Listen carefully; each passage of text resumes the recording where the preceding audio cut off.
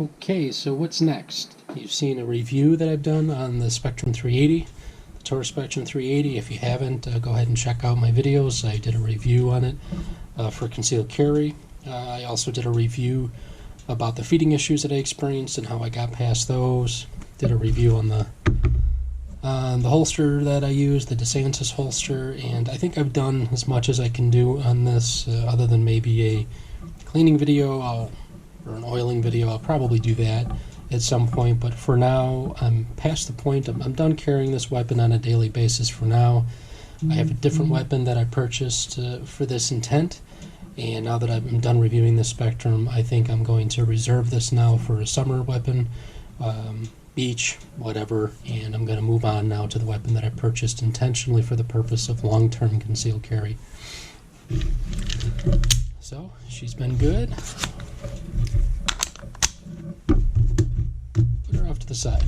Here is a Smith & Wesson M&P 9C. This weapon, as I said, I intentionally purchased for the purposes of concealed carry.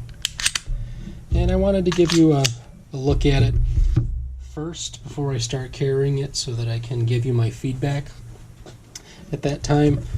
I actually want to show you really the difference in size between these two.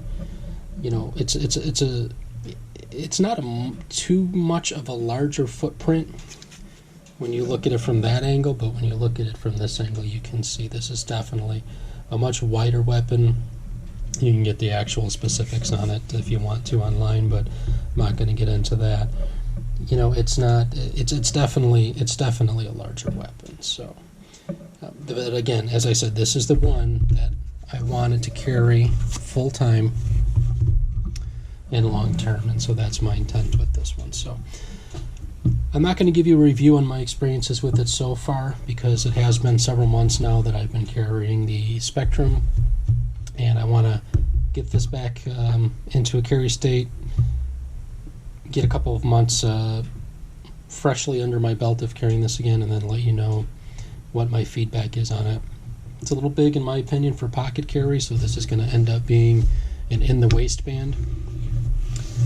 I'm not really too sure that I want to carry this particular one appendix, at least not with the holster that I have, because I'm not that confident with a striker fire and a trigger, this particular type of trigger. I'm just not a huge fan of this particular one for appendix carry. Now maybe after a couple months of carrying this again, I'll be back into my comfort zone with it and I'll do that again.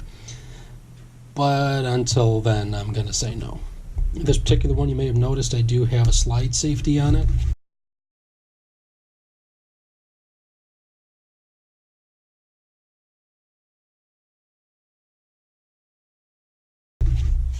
It's an ambidextrous safety.